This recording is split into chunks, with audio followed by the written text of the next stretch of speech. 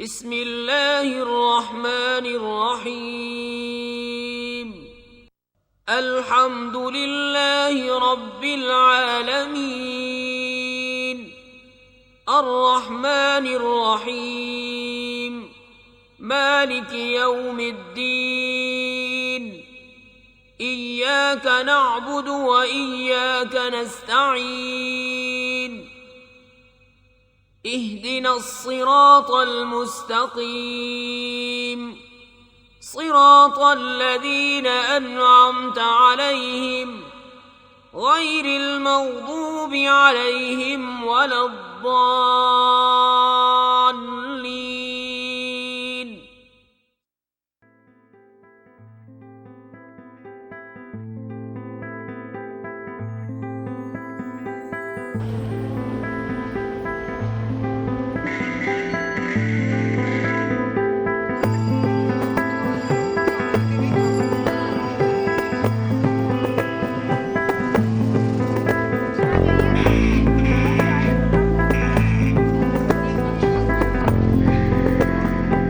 The Dawoodi Bohras are a sect of Shia Muslims who trace their spiritual lineage through the Prophet Muhammad and the son-in-law of the Prophet Maulana Ali.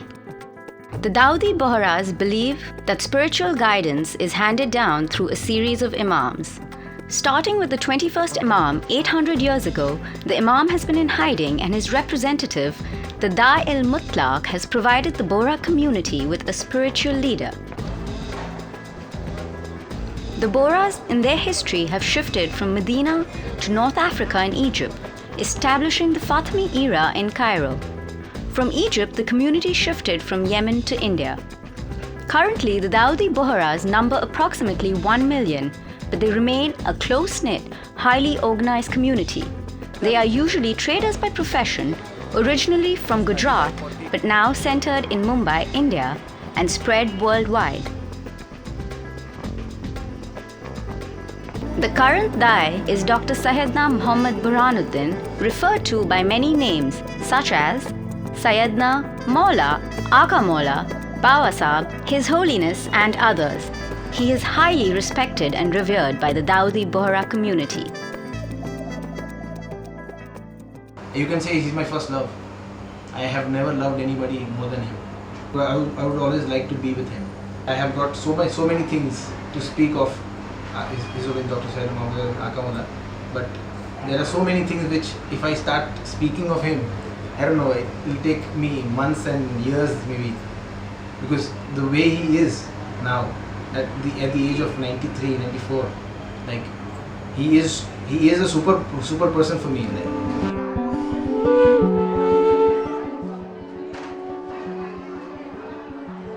The Bohras have preserved many of their customs through modern technology. But how does this emphasis on traditional values affect the women of the community? What new opportunities are women given? And is discrimination against women allowed to continue in the name of tradition? Bohra women have been encouraged to embrace modern education and explore a wide range of careers. Yet traditional customs are an inherent part of their lives. Bohra women look to find a balance between new opportunities and traditional values in shaping their own Bohra identity. The Dawoodi Bohra woman, as you say, has arrived. It is time the world is standing up and taking notice of her. First, maybe a few decades back, it would be like, okay, she's just another woman moving down the road, living life, looking after her home. Now she's not just a wife at home, she's not just a homemaker, she's not just a mother, she's got other roles, a career woman, boss in the office, or maybe working with somebody. She's basically playing super mom, super wife, super boss, everything all at the same time. And she's doing it well. I mean, it's not just, this would be my view as a career woman, but it's not just that there's, not able to cope. I mean, as people would say, okay, how will my daughter or my wife go out and cope in the world? They're doing very well. In fact, I've heard stories as well that Akamullah always told his children, be a boy or a girl, you have to go horse riding and you have to climb trees and you have to, and it's like, I think within our community itself, it's like boys and girls have been given the same choices and the same options, and they're willing to do business, and they're willing to communicate with the world, and very confident about that. So I think that's great.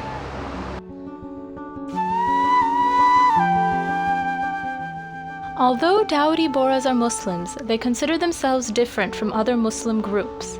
Why do Bohra women think they are different from other Muslim women, and how do these differences manifest themselves in the lives of Bohra women?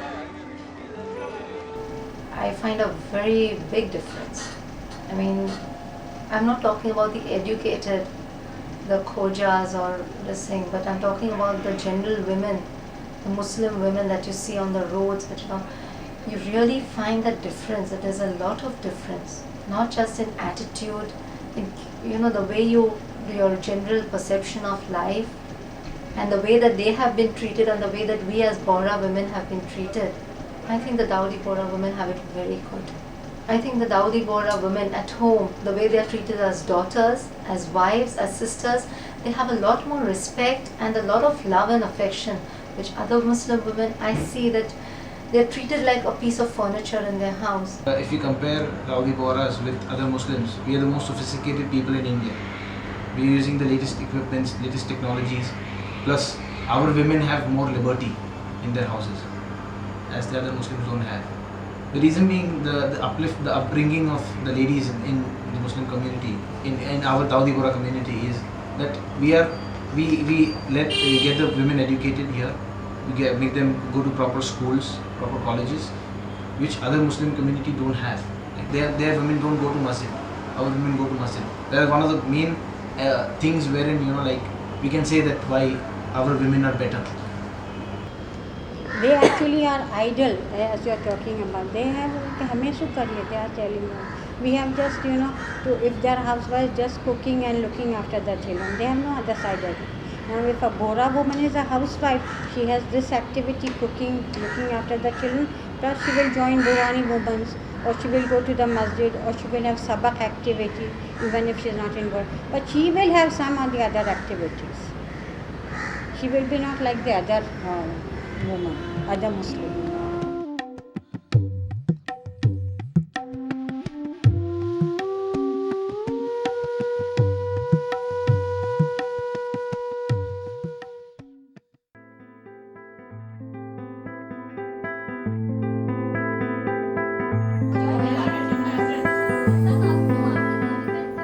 Bohra women are amongst the most educated women in India. Yet, widening of career options does not lessen their responsibilities at home. What comprises a Dawoodi Bohra woman's education? What is expected of her after marriage? And what role does her education play in her future? Madrasa Sepia Burania was established I think it was early 1965. We've got kids into different professions. We want them to be true Mumins, but very academically oriented, getting into the right profession. We've got varied careers. Obviously, some of our girls have become good housewives also. We want them to play sports, keeping our norms in mind. So our children run on the tracks with track pants. They don't wear shorts because that's a tradition which we want to follow, because we believe that our girls need not expose themselves to outside world. But in no way is that a restriction that they can't play basketball, they can't play volleyball, they play everything. I think it's just the way we're brought up and the way that we're taught to do things. We're never taught, don't go to school, don't work. We're always encouraged to study and work, make our own living. The Bohri women, I have been very, very impressed with them. They're all doing diverse things. I mean, they all might have just studied till maybe the 12th, but yet they are all career oriented. They are all financially independent. I mean, there were very few girls who would actually say that I'm just sitting at home doing nothing.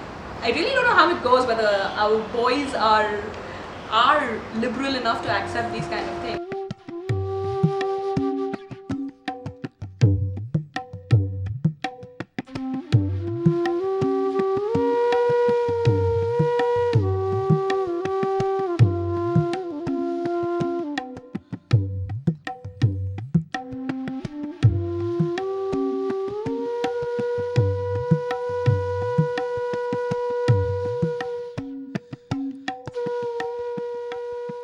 Girls, girls have to carry a little more burden of study because they have to study all the subjects. Academic subjects are taught to boys, but they have to learn all other home science subjects. They have to get trained themselves in different types of crafts and arts activities, cookeries, fashion designing. All these types of activities are also incorporated in the curriculum of Jamia. So it may help them if any of the girl wants to become a housewife. It may help them. If she's career oriented and she can't manage her household, that's not good. But if she can manage her household and she's not career oriented, that's okay with the man. That's her duty. I see my mother, other ladies, like they work to a certain extent at home, but then they need some entertainment. What entertainment do they have? Like if she's a working lady, at least if she works for at least 4 to 6 hours a day, that's more than sufficient for her. She gets her entertainment, she interacts with new people. You know, it makes a difference. A woman who's working and a housewife. That's of course. That I wouldn't mind. Most of the time, the men actually believe that they are so open-minded and broad-minded. They're like, why? What? I'm allowing my wife to work. But in quiet room, they realize that it's the woman's prerogative to work if she wants to work. Pretty much a part of me is being career oriented is because of the financial independence that I want. I would never be able to give my financial independence up, but for that I just need a guy who's willing to understand that.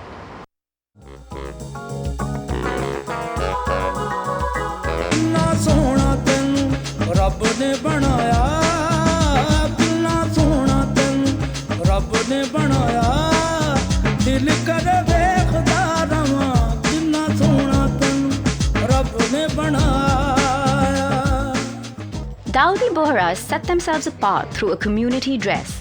The women adopt a unique form of the hijab or burqa known as the rida. The rida is distinctive due to its decorative patterns, bright colors, and highly stylized appearance. The Bohra rida is a new phenomenon of the past few decades. The rida was instituted by the current Dai, who has strongly encouraged its adoption. Previously, Bohras dressed in a manner similar to other mainstream Indian women. What brought about the adoption of the rida? How does wearing a rida affect a woman's daily life? What are the repercussions of non-conformity? This is an age of globalism. And the main problem with the globalism is cultural clash. Culture is something that distinguishes a denomination from another denomination. Dawoodi Bohra community is a religious denomination in its own right. They have got their own language. They have got their own traditions. They have got their own lifestyle. The lifestyle includes the way how you dress yourself. Now, the matter is not whether you cover your body or not, but how one has to cover his body differs from community to community, and it is based on traditions. So it is the cultural distinction between Dawoodi Bohras and other women that they are asked to wear a typical type of wear. Otherwise, there will be cultural clashes. I'm a little possessive about my lady. I wouldn't want her wearing, like the modern short clothes. And I want her for myself, basically. I don't want others to see, frankly. I like she would be wearing a rida, proper rida, and kind of a little bit of parda there. It's the myth in the mind of many people, especially in India, that if you are in this garb, you can't be a very educated person. When I went for the first association meeting of schools, it was my first day in that meeting, and they thought, okay, she's a Muslim lady, and what would she be having much to say? And it was like a very cold reaction you get up front, because you have to create that niche for yourself, and then people look up to you. So we have to fight it a bit. I also agree.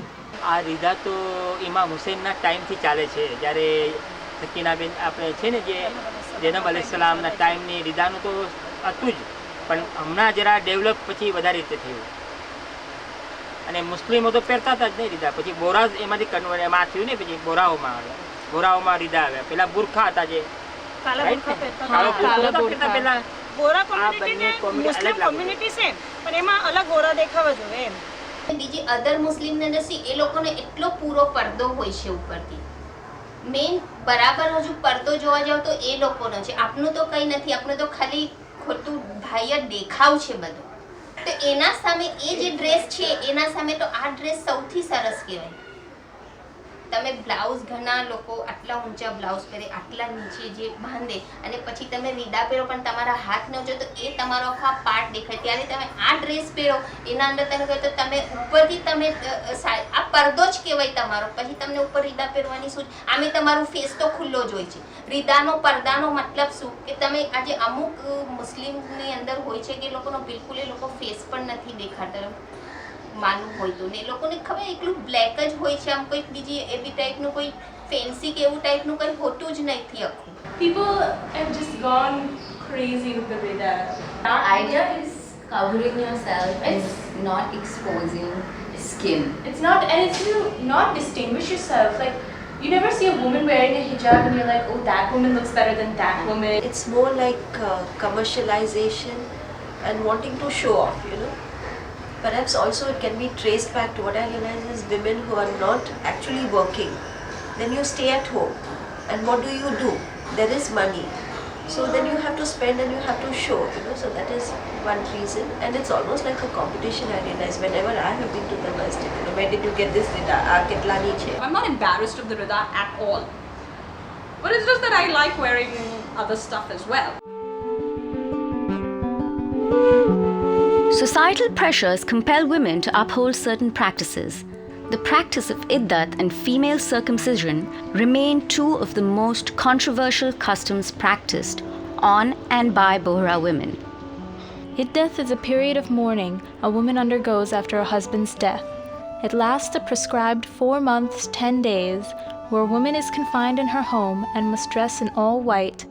No man besides blood relatives may see her, and during this period the woman is denied all forms of entertainment. No such mourning period exists for men upon loss of their wife. Why is this form of iddat still practiced by Dawoodi Bohras? And is it relevant?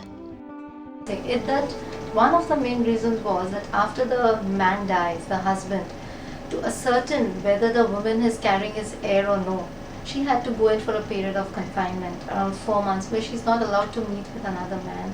In case if she's pregnant and that first husband expires, so the heir that is born is going to be legally his. And you know, the problems of legal, this thing, what do you call it, property heir and all that stuff, that comes properly to the child itself. Second, one of the other reasons also was contemplation. She has the time to sit down and think that what that relationship was, and you know what I can do now. Maybe that is one of the reasons that I have perceived. Iddat, which is supposed to be kept so that in case the woman is pregnant, you know whose child it was before she meets another man. But it doesn't matter. Now a person can be taking birth control pills, and a person who is 70 is also keeping iddat. Then in ours, in iddat, even a 2-year-old boy is not allowed to enter. So these things don't make sense to me. But if others feel good about doing it, they have a right to do what they feel good about. She's already suffered the loss of her husband, and then she has to sit in a room confined, wear only white clothes, not even look in the mirror, not watch any TV. They're supposed not to even open a window. Not even open a window. No other man is allowed to see her. An 80-year-old woman has to sit in iddat because she has to be celibate for the next 4 months, 10 days. I mean, it's not logical. People should look at this, question why this custom exists, and if you don't have a good answer and if you can't justify it to yourself, don't do it. Female circumcision is practiced among Dawoodi Bohras, but is rarely talked about. It is claimed to be influenced by African practices. Its controversial nature stems from the fact that it curbs sexual pleasure. Why do Bohra women talk openly about male circumcision but are equally secretive about female circumcision? Circumcision is one thing which actually when I was thinking of my own daughter and her circumcision, I was very shocked. A neighbor of mine, she's a science graduate, and she told me that with circumcision, the sexual pleasure declines. So that made me think twice before I went in for the circumcision. I gave it a lot of thought, and then I discussed it with my mother, and she says it is more for hygienic reason. And somehow it was my inner instinct which said, go ahead. So I have got my daughter's circumcision done. But the main reason which people cite is basically for hygienic reasons. In my time when I was a kid, we as little girls would definitely be talking about it, you know. So in my time it was definitely practiced all around.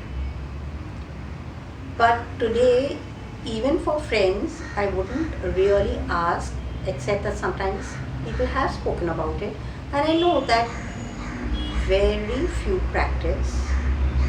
At the same time, those who are utter believers must be doing it. Male circumcision is so hygienic, and I feel even the others, I feel even the others should be doing it, and there are many. I know of Hindu doctors and others who did go in for it. Because today there is a realization, it's a worldwide realization, it's a better thing to do. Female circumcision is private because it doesn't do anything for you except curb your sexuality. How sad. You said people just don't talk about it. And I mean, if it's being practiced, then you think you would talk about it because it's happening to everybody. And if it's not being practiced, you think you would talk about it just to say that it's not being practiced.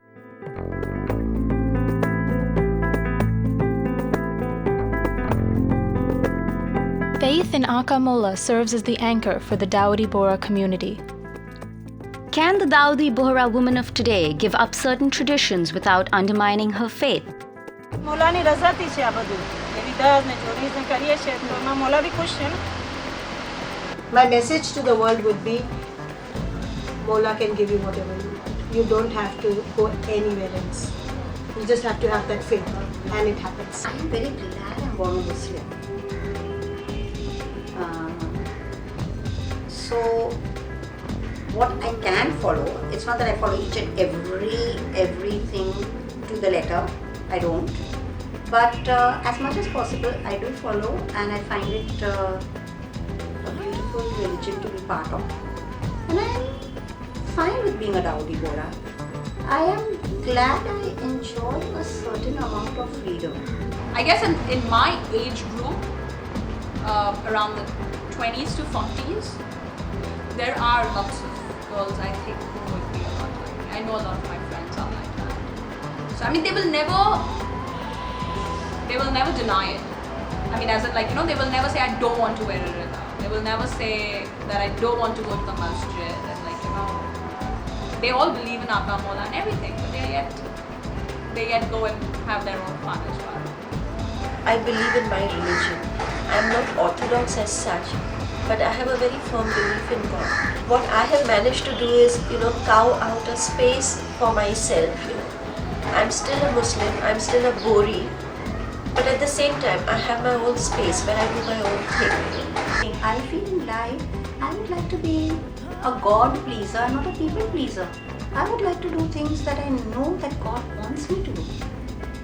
Why should I do something that, then only I'll be invited and then only I'll be... How sad. What are those people going to do for me in life? They are not going to be there for my soul. How do Bohra women cope when societal pressure and internal desire are in conflict? Does an emphasis on tradition undermine advances in women's empowerment, or can they go hand in hand?